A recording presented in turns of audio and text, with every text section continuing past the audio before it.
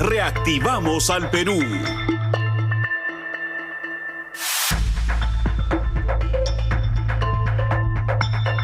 Bueno, estamos en esta secuencia y evidentemente es un trabajo conjunto, la posibilidad de recuperar la economía que ha perdido un terreno valiosísimo durante toda esta pandemia, evidentemente porque la atención y el esfuerzo estuvo concentrado en el tema de salud y sigue estando concentrado. Son las 9:05, Fernando Carballo, Carlos Villarreal y Mónica Delta, estamos aquí en Ampliación de Noticias y a continuación tenemos a Silvana Huanqui, economista de la Escuela de Gestión Pública de la Universidad del Pacífico, para hablar de lo planteado por el premier Martos en el sentido siguiente: la gran economía en este caso se ha dejado un poco de lado, sin embargo se ha concentrado el discurso en temas que tienen que ver con las micro y pequeñas empresas, la reactivación que se apunta hacia ellos, el respaldo crediticio. ¿Qué le ha parecido a usted, Silvana, este enfoque? ¿Qué tal? Buenos días, Mónica, Fernando, Carlos. Bueno, a ver, en realidad creo que el enfoque que ha planteado este nuevo premier, de hecho, creo que ha respondido un poco más a la expectativa del Congreso, más no tanto a lo que esperaba de alguna forma del sector privado, ¿no? Los agentes privados que son de alguna forma los que están un poco más preocupados, con mayor incertidumbre de las medidas que se van a dar a mediano plazo. O sea, mayor sintonía con la ciudadanía, pero no necesariamente con los empresarios. Claro, cuando hablo de empresarios de todos los tamaños, es decir, los agentes privados son los que actualmente cuentan con menor certidumbre de lo que va a suceder. Entonces, de alguna forma, pues el discurso se ha centrado en medidas, bueno, básicamente concentrado a atender un poco la pandemia y algunas medidas que de alguna forma responden a lo que ya venía haciendo el gobierno, ¿no? Como por ejemplo, hablamos de la liquidez a través de los préstamos, los bonos, los préstamos, digamos, a las MIPES, etcétera, etcétera. De alguna forma, considero que esas medidas tienen que seguir dándose, tienen que seguir tratando de reactivar, impulsar a este sector que está bastante golpeado, tanto las empresas pequeñas como las medianas y las grandes, y de alguna forma continuar complementando con medidas que pueden estar orientados más a un sector, a un mediano plazo, a un 2021, 2022, porque de alguna forma esta crisis va a demorar la duración o la recuperación. Necesariamente estamos hablando de más de 2 años, 3 años. Sí, señora Huanqui, yo quisiera que nos diga qué se prevé para un sector muy específico que es el del turismo, que emplea a mucha gente, tanto quienes recorren el país cuanto quienes consumen en los restaurantes y otras formas de actividad. ¿Qué se ha previsto para las empresas de este sector que efectivamente tienen muy pocos consumidores en esta época?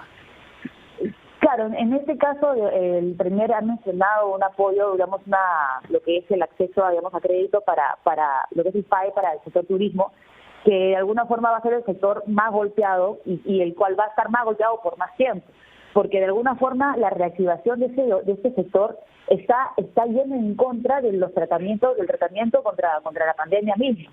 Es decir, en la medida que se reactive más prontamente ese sector, mientras no salga la vacuna, mientras de alguna forma pues la pandemia se mantenga o el virus se mantenga en el país, se va a poner un poco en riesgo a la población en ese sentido. Son sectores que de alguna forma involucran una mayor cantidad de personas, de aglomeraciones, etcétera. Entonces, ese apoyo o estos créditos que se le va a dar a ese sector, de alguna forma pueden, por un lado, recuperar o darle un alivio, una respiración a un grupo grande de empresas y por lo tanto un grupo grande de trabajadores asociados a esas empresas, pero hay que tener en cuenta que la recuperación de estos créditos no los veo viables en el corto plazo, a menos que se abra esos sectores y se vaya en contra de las políticas de lucha contra la pandemia.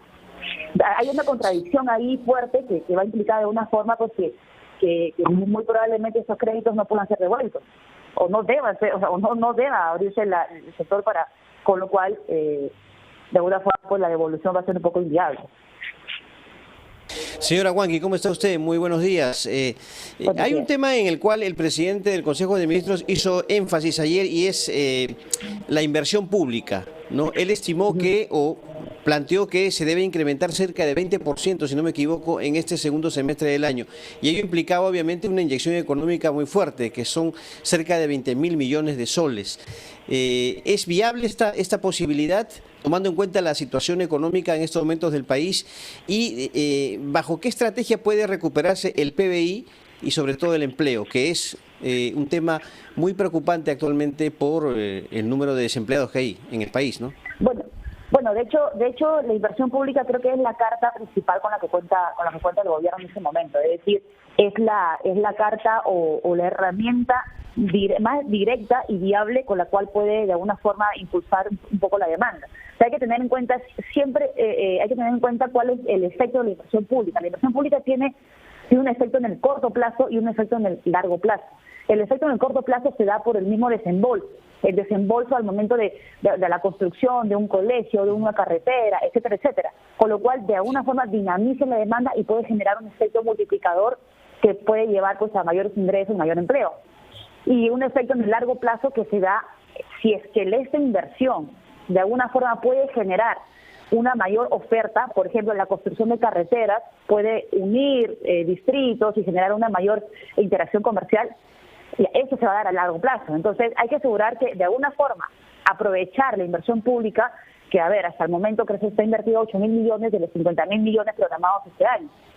Entonces creo que es una herramienta potente, sin embargo, hay que considerar que en los periodos pasados la inversión pública no ha respondido, no se ha acelerado de la forma que el gobierno ha querido, debido a problemas de ejecución de los sectores, especialmente gobiernos regionales y locales, que de alguna forma tienen un déficit de capacidades para poder ejecutar de manera acelerada. Aquí, ¿cuál es la herramienta también con la cual puede complementarse el gobierno? Bueno, existen otros mecanismos, especialmente para proyectos grandes, que puede de alguna forma pues empujar algunos tipos de proyectos, por ejemplo, a través de estos contratos de gobierno a gobierno o mecanismos alternativos. Sí. Y Silvana, perdón, permítame, ayer también el Premier fue enfático en manifestar que ve un impulso, una etapa de recuperación en la economía peruana y en el PBI. ¿Es sólida esta recuperación? ¿Tiene, diríamos, buena perspectiva? ¿O es que el Premier quizás ha sido, demasiado positivo en esto? Optimista. Bueno, es relativo, porque de alguna forma una recuperación, estamos hablando de que la economía ha estado prácticamente como un paciente en coma. Entonces, despertar a un paciente en coma, una mínima actividad va a generar de alguna forma una mayor actividad comparado con cómo estaba, digamos, en marzo, abril, mayo.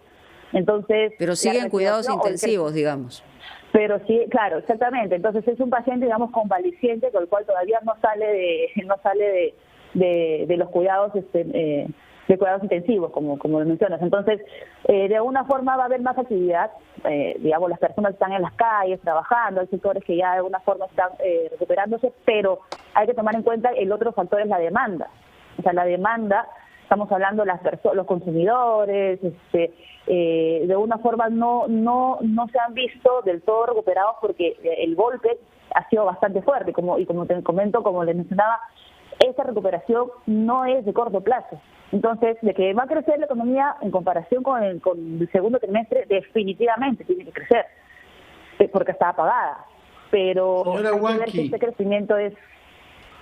Sí. Usted forma parte de la Escuela de Gestión Pública de la Universidad del Pacífico y una de las medidas que ha anunciado el primer ministro Martos es establecer un mecanismo de estabilización de los ingresos por canon y por regalías mineras a las regiones, es decir, compensar lo que deje de entrar a partir del Estado.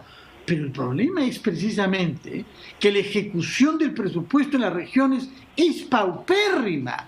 ¿De qué sirve que el Estado haga un esfuerzo de compensar más ingresos si las regiones, o por lo menos muchas de ellas, manifiestamente, justamente por una deficiencia de gestión pública, son incapaces de invertir ese dinero? Bueno, en realidad esta política de fondo de estabilización ya se ha intentado muchas veces en años anteriores.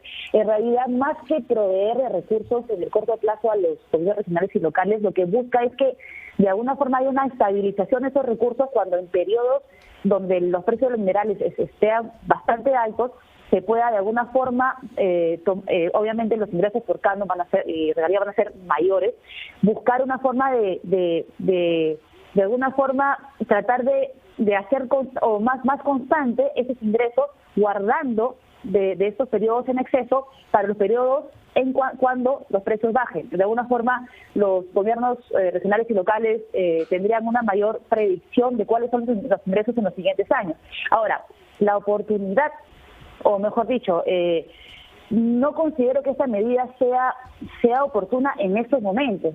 Primero, porque de alguna forma estamos hablando de una medida que va a traer algunos beneficios en el largo plazo, muy largo plazo, a través de esta mayor predicción de los ingresos de los gobiernos regionales y locales, pero en el corto plazo no le puedo ver un efecto, digamos, en torno a la reactivación. O sea, es, digamos, una medida que hay que discutirla definitivamente y como comentaba, ya se ha intentado en varias oportunidades, pero la oportunidad no la llevo a identificar.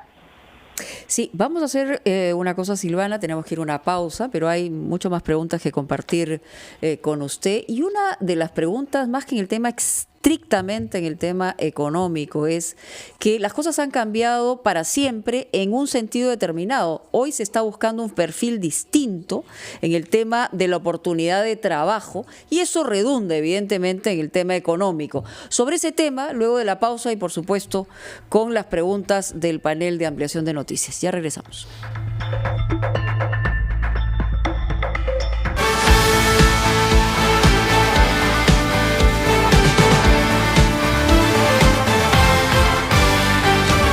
Reactivamos al Perú.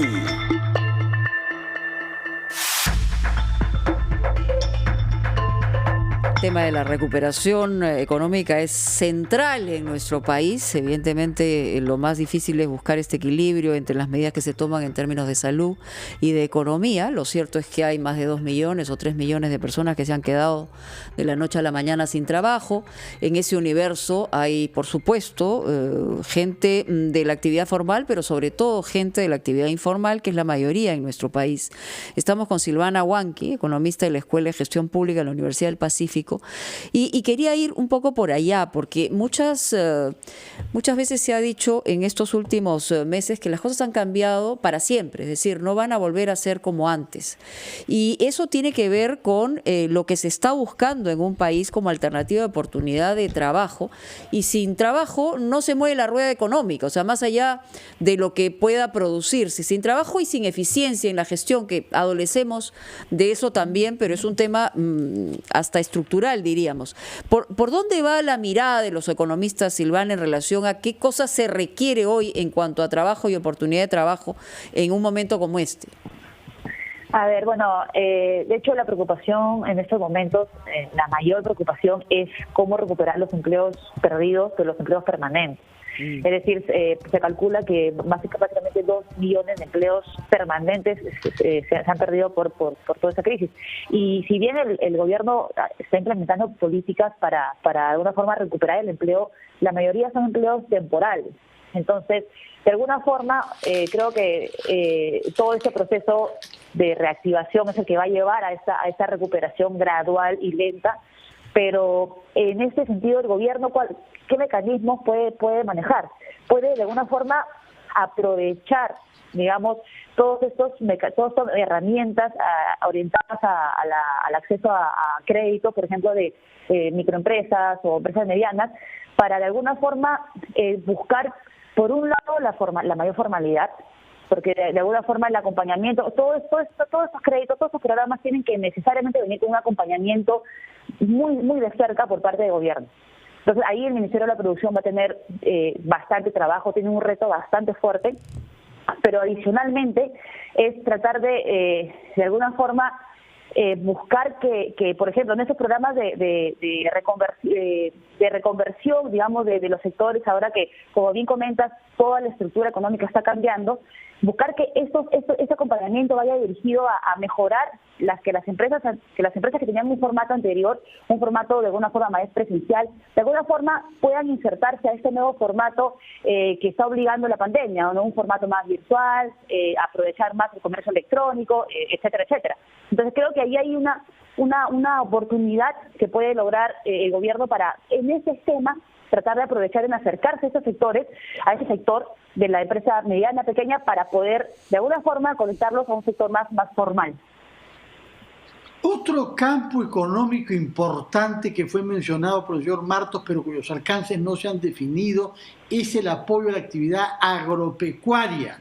Venían produciéndose muchas quejas de la parte de ganaderos, pero también de productores de cacao y de chocolate. Y se dice que de las 2 millones de hectáreas afectadas, solo 700.000 estarían beneficiadas por el apoyo financiero previsto por el Estado. ¿Qué nos puede decir usted, qué nos puede decir sobre este aspecto, el apoyo a los productores del agro y de ganadería? Bueno, ese es otro gran reto, pero es un reto que no es reciente. A ver, de una forma se ha agravado el problema, digamos, de la débil estructura que tiene actualmente el sector agrario, especialmente por los diferentes tamaños de las empresas. Es decir, muchas veces se orienta o de alguna forma se puede reconocer la existencia de las empresas más grandes, ¿no? Los que están involucrados más al sector agroindustrial, etcétera, pero los pequeños agricultores se pierden y no se encuentran adecuadamente mapeados. Entonces, ese es un problema que ha tenido, digamos, desde hace mucho tiempo el Ministerio de Agricultura, el Ministerio de Economía. Entonces, de alguna forma siempre han venido los reclamos o las quejas sobre por qué no se puede llegar a estos pequeños productores. Pero, a ver, hay muchos programas, o hay programas que de alguna forma se pueden aprovechar agrorural, porque para mejorar un poco las competencias de esos pequeños productores, y en esta situación de pandemia, que de alguna forma pueden haber sido perjudicados por un tema básicamente de demanda, tratar de reforzar un poco más las capacidades que pueden tener. Entonces, creo que como te comento, este problema ya ha venido existiendo de hace años. Ahora está acentuado, pero creo que ahí siempre hay un reto que de alguna forma está pendiente y que no ha llegado a ser de una forma solucionado de manera adecuada hasta el momento. Silvana, una pregunta. En medio de esta situación, entiendo que no pedir una opinión política, pero están elaborando, por lo menos es el espíritu de algunos congresistas, de interpelar a la ministra de Economía. Esto no descarta la posibilidad más adelante de una censura. En esa circunstancia, el impacto en términos económicos, ¿cuál sería en proyección si es que esto ocurriera? Bueno, terrible porque por un lado, de alguna forma las expectativas ya están bastante sensibles. Las expectativas de los agentes privados ya son altamente sensibles, precisamente por un Congreso, hay que decirlo, digamos, con todas las palabras, un Congreso que de alguna forma no está siendo compatible con las medidas que está implementando el Estado en todo este contexto. Entonces, y lo peor es que de alguna forma uno de los mejores recursos que actualmente cuenta el Estado en términos de política económica es la ministra de Economía. O sea, es el Ministerio de Economía. Entonces, digamos que uno de los factores más sólidos o que le da una confianza al sector privado lo están poniendo en juego.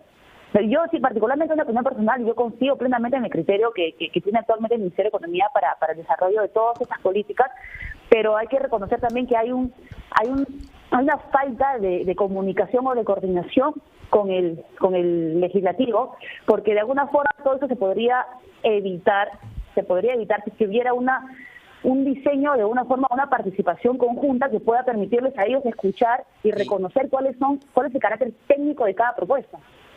Y Silvana, en ese sentido, a tono con la pregunta de Mónica, el impacto, además de algunas propuestas que al parecer los congresistas tienen toda la intención de aprobar sí o sí, vinculados con el sistema de pensiones, vinculados inclusive con cambios que quieren hacer a determinados contratos ley como el de la telefonía fija.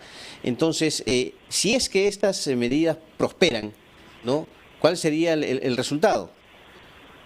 Bueno, en general depende de cada una de las medidas. Por ejemplo, lo que se quiere hacer. Hablemos del tema de pensiones.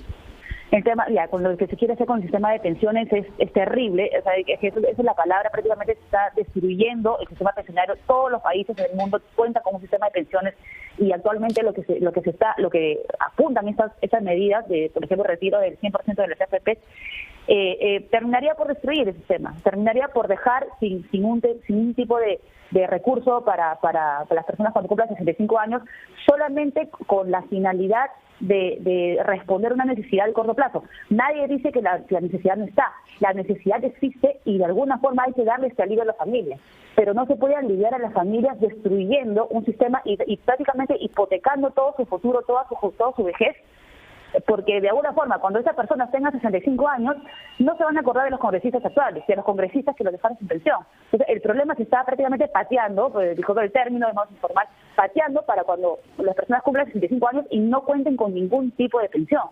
Entonces, eso claramente de alguna forma caracteriza a las políticas como populistas y el término y la medida de que se sigan aprobando este tipo de medidas que no tienen ningún tipo de sentido técnico, va a generar una mayor desconfianza en el sector privado, porque prácticamente está poniendo en juego todos los esquemas que estaban, todas las estructuras o los esquemas que ya estaban diseñados, que de alguna forma tenían una estabilidad o eran relativamente sólidos.